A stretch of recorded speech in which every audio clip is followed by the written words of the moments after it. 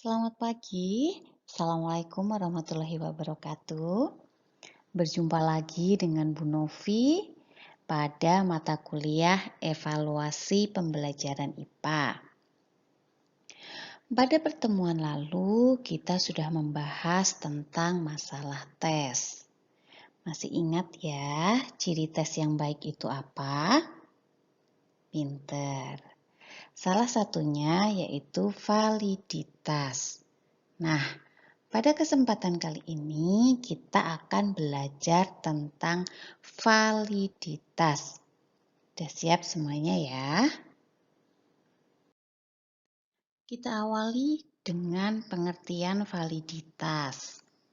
Menurut Anderson, dalam bukunya yang berjudul Encyclopedia of Educational Evaluation, a test is valid if it measures what it purpose to measure. Jadi, di sini tes dikatakan valid apabila tes tersebut mengukur apa yang hendak diukur. Nah, validitas itu sendiri berasal dari kata validity, yang artinya sejauh mana ketepatan dan kecermatan suatu alat ukur dalam melakukan fungsi ukurnya. Menurut Jusmani, validitas ini menunjuk kepada kesesuaian antara tujuan atau sasaran yang akan diukur dengan instrumen yang digunakan. Bagaimana? Sudah paham ya pengertian dari validitas? Selanjutnya, aspek-aspek dari validitas. Yang pertama, substansi, struktur penskoran, ketergeneralisasian, faktor-faktor eksternal, dan akibat dari validitas. Substansi itu sendiri apa? Yang dimaksud aspek substansi validitas ini mencakup verifikasi proses utama dalam pengungkapan tugas penilaian. Nah, hal ini dapat dikenali melalui penggunaan teori substansi dan pemodelan proses. Ketika menentukan substansi instrumen, seseorang perlu mempertimbangkan dua hal pokok. Yang pertama, tugas penilaian harus mewakili materi yang akan dinilai. Yang kedua, penilaian harus ditetapkan berdasarkan fakta-fakta empiris. Kemudian aspek validitas yang kedua adalah struktur penskoran. Nah, struktur penskoran harus secara rasional dan konsisten dengan apa yang diketahui tentang sifat hubungan struktural dari keberadaan konstruk yang dipersoalkan. Struktur internal penilaian harus konsisten dengan apa yang diketahui tentang struktur internal dari domain konstruk. Aspek yang ketiga adalah ketergeneralisasian. Ketergeneralisasian penilaian harus mewakili atau memenuhi keterwakilan isi dan konstruk. Hal ini memungkinkan penafsiran skor untuk penggeneralisasian secara luas dalam konstruk yang ditetapkan. Fakta seperti kemampuan generalisasi tersebut tergantung pada tingkat korelasi suatu tugas dengan tugas lainnya yang juga mewakili konstruk atau aspek-aspek konstruk. Kemudian Aspek validitas yang keempat adalah faktor-faktor eksternal. Nah, aspek eksternal dari validitas mengacu pada tingkat hubungan skor assessment dengan ukuran lain dan perilaku non-assessment yang mencerminkan tinggi, rendah, dan hubungan interaksi antara konstruk yang ditetapkan. Kemudian, aspek validitas yang kelima adalah akibat dari validitas. Akibat validitas ini meliputi bukti dan dasar pemikiran dalam mengevaluasi konsekuensi penafsiran dan menggunakan skor yang tidak dapat atau yang tidak diharapkan dan yang diharapkan.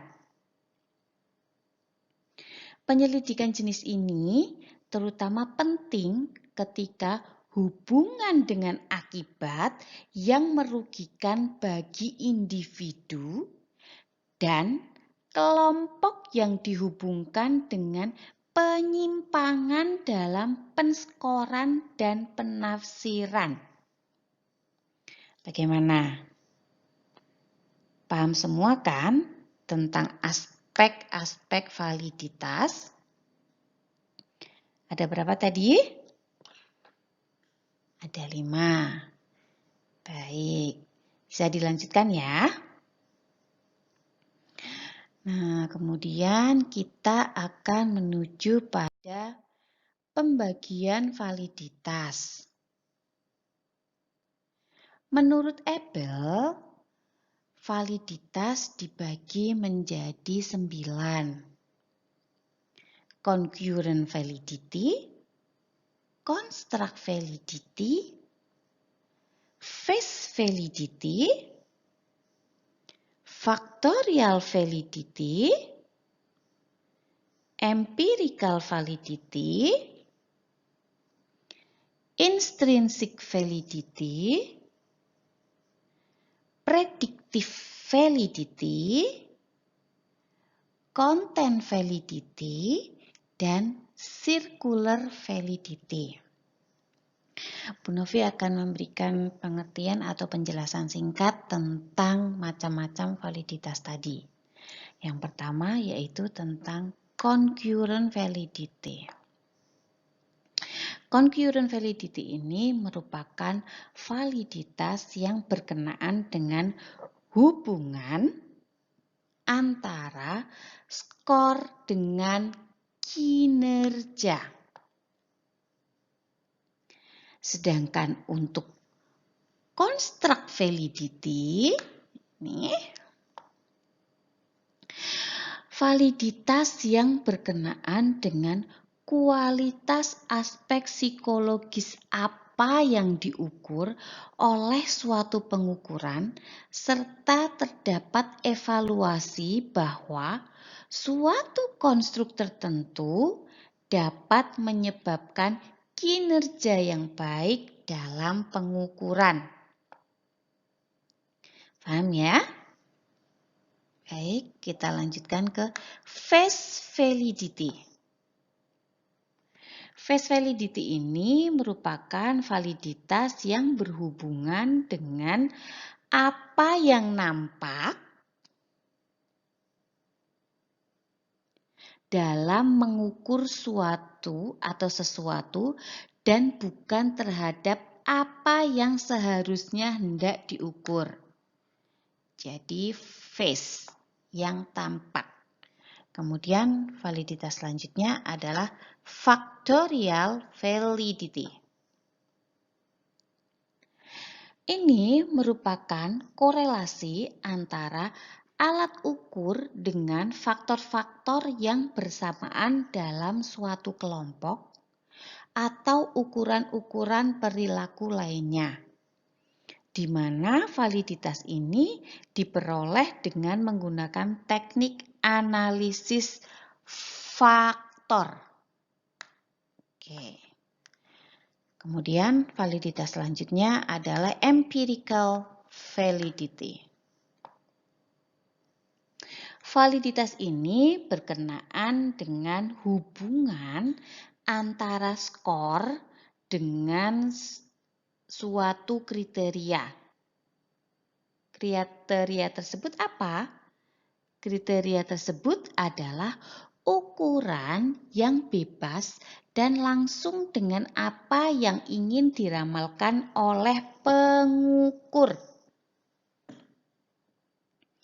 Kemudian, validitas selanjutnya adalah intrinsic validity. Validitas ini berkenaan dengan penggunaan teknik uji coba untuk memperoleh bukti kuantitatif dan objektif untuk mendukung bahwa suatu alat ukur benar-benar mengukur yang seharusnya diukur. Selanjutnya, yaitu predictive validity. Validitas ini berkenaan dengan hubungan antara skor suatu alat ukur dengan kinerja seseorang di masa mendatang untuk memprediksikan. Kemudian validitas selanjutnya adalah content validity. Validitas ini berkenaan dengan baik buruknya sampling dari suatu populasi. Dan yang terakhir adalah circular validity. Validitas ini ditentukan dengan cara menilik isi dari pengukuran dan menilai seberapa jauh pengukuran tersebut merupakan alat ukur yang benar-benar mengukur aspek-aspek sesuai dengan tujuan instruksionalnya. Oke, paham ya pembagian validitas menurut Ebel? Selanjutnya, kita akan membahas tentang macam-macam validitas yang umum digunakan pada evaluasi pembelajaran. Nah, ada dua jenis validitas, yaitu validitas logis dan validitas empiris. Yang pertama, kita akan membahas tentang validitas logis terlebih dahulu. Logis berarti penalaran, sedangkan valid berarti sahih. Jadi, validitas logis itu apa? Ya, validitas logis dapat dicapai apabila instrumen yang disusun mengikuti ketentuan yang ada. Ini harus diperhatikan. Validitas logis tidak perlu diuji kondisinya, tetapi langsung diperoleh sesudah instrumen tersebut selesai disusun. Clear ya? Paham ya untuk validitas logis?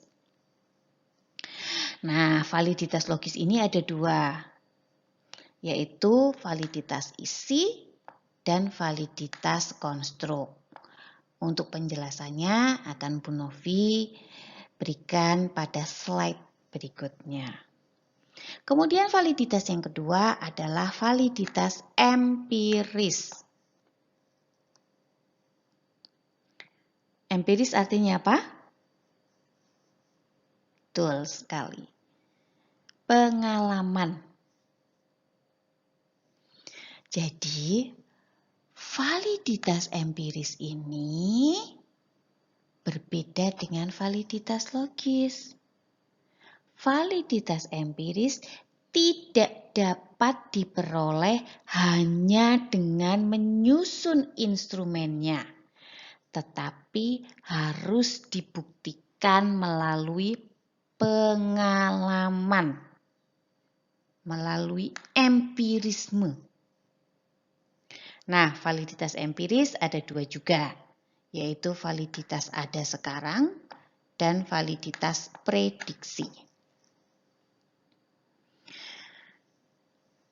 Kita akan bahas tentang dua jenis validitas logis, yaitu validitas isi atau content validity dan validitas konstrak. Pertama kita bahas dulu tentang validitas isi. Apa sih validitas isi itu? Validitas isi ini menunjukkan suatu kondisi sebuah instrumen yang disusun berdasarkan isi materi pelajaran yang dievaluasi. Validitas isi ini mengukur tujuan khusus tertentu yang sejajar dengan materi atau isi pelajaran yang diberikan. Paham ya? Jadi validitas isi ini berdasarkan isi materi pelajaran. Kemudian validitas logis yang kedua adalah validitas konstruk. Bisa juga atau ada juga yang menyebut dengan validitas konstruksi. Validitas bangunan atau bangun, boleh. Atau ada juga yang menyebut construct validity. Nah, instrumen yang disusun, validitas construct ini merupakan instrumen yang disusun berdasarkan konstruk aspek-aspek kejiwaan yang seharusnya dievaluasi. Sebuah tes dikatakan memiliki validitas konstruksi jika butir-butir soal yang membangun tes tersebut mengukur setiap aspek berpikir seperti pada tujuan instruksional khusus. Cara menentukan validitas konstruk yaitu dengan menghubungkan korelasi alat penilaian yang dibuat dengan alat penilaian yang sudah baku. Bila koefisien korelasinya tinggi, maka validitasnya tinggi. Oke, sudah paham ya untuk validitas logis ini? Selanjutnya kita akan membahas tentang validitas empiris. Seperti validitas logis tadi, bahwa validitas empiris juga ada dua, yaitu validitas ada sekarang dan validitas konstruksi. Maaf, bukan, tapi ini validitas prediksi atau validitas ramalan. Ini validitas prediksi ya, saya tulis dulu.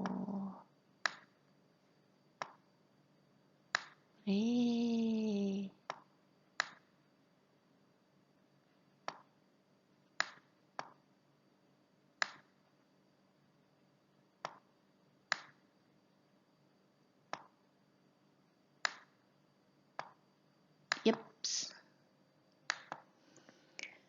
Yang pertama yaitu validitas ada sekarang atau disebut juga validitas empiris. Ih, tulisannya jelek, tak apa-apa. Empiris.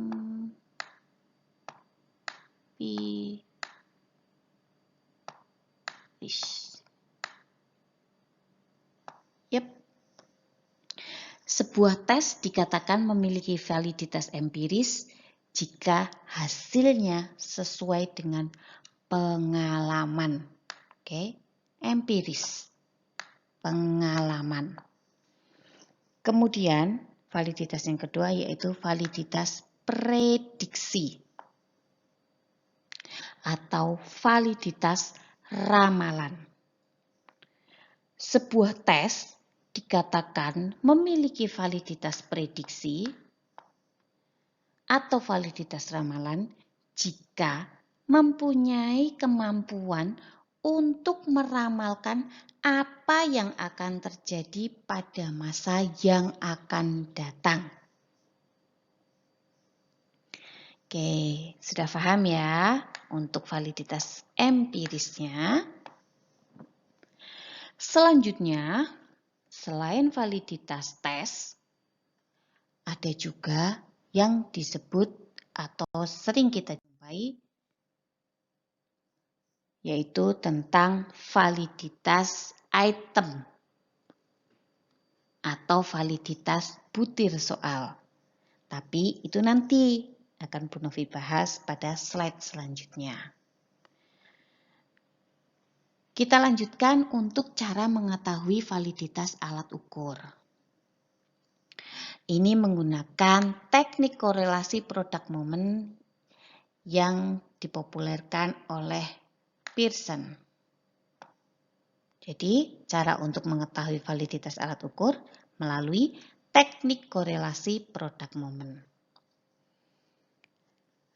Ada dua jenis korelasi produk momen, yaitu produk momen dengan simpangan dan produk momen dengan angka kasar.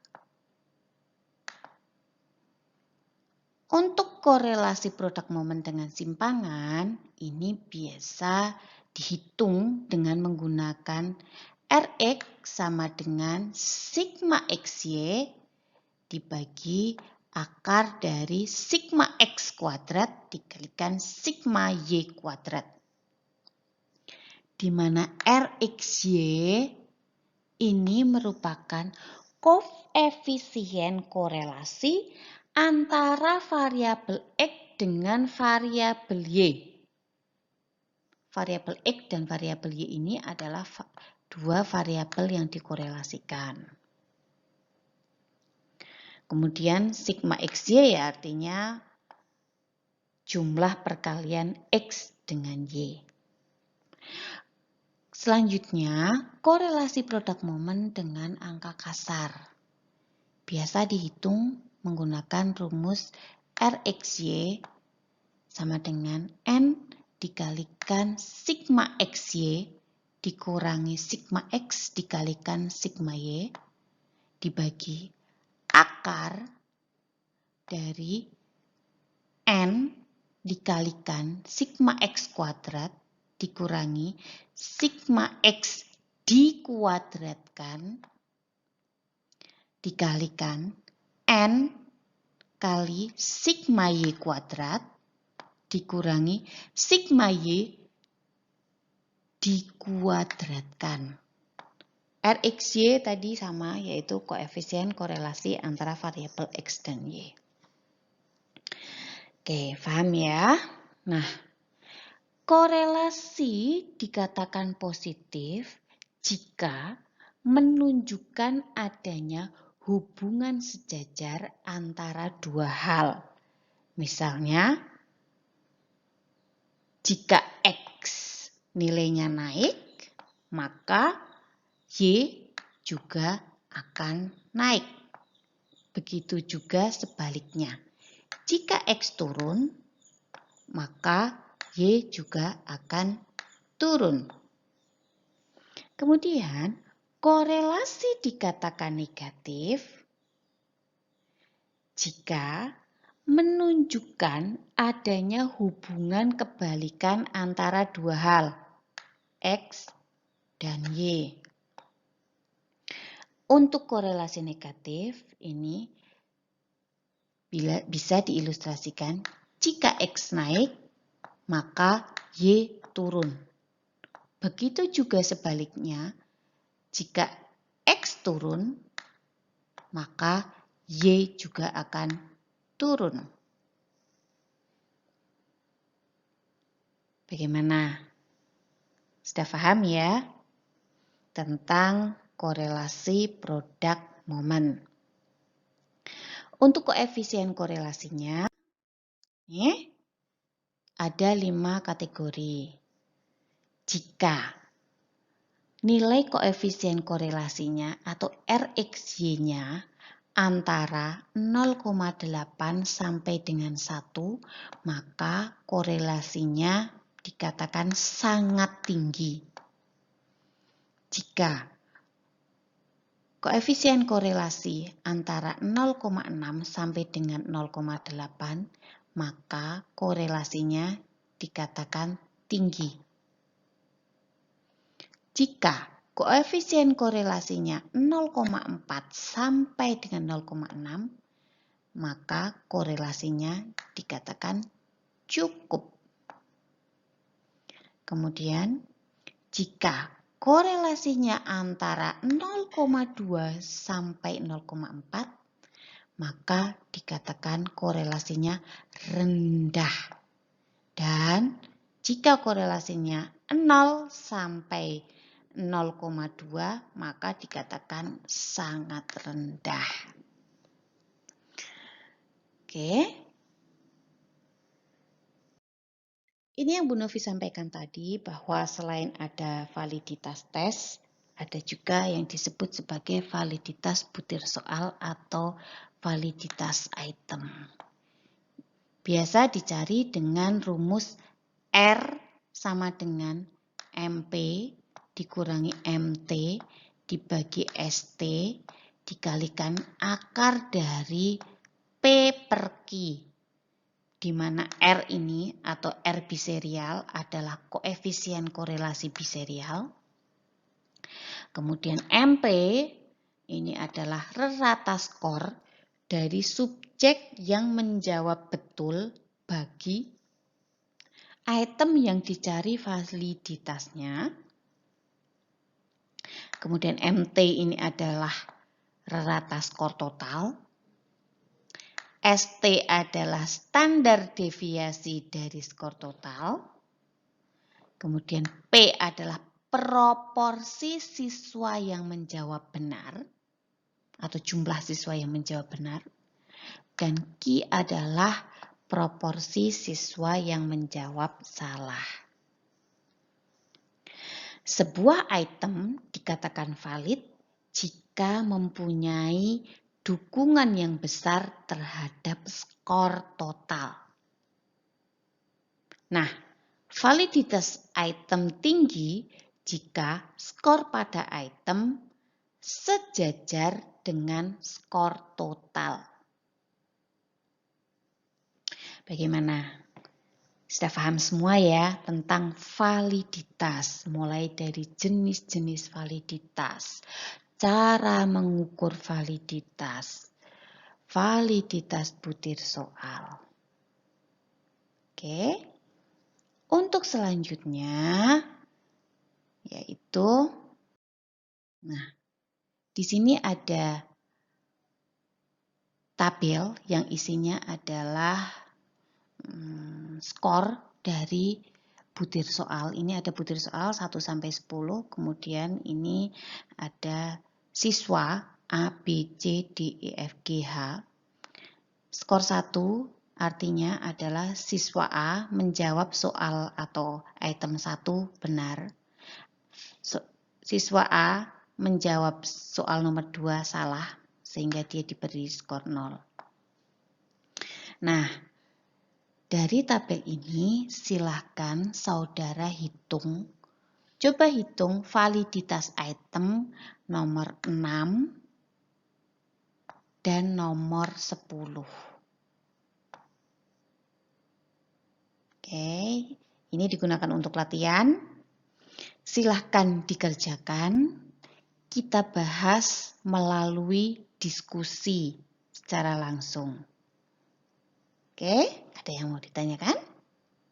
Silahkan saudara baca lagi bukunya atau buku pegangan yang saudara punya tentang validitas. Saudara juga diwajibkan mencari informasi tentang validitas. Artikel-artikel dari jurnal internasional yang membahas tentang validitas.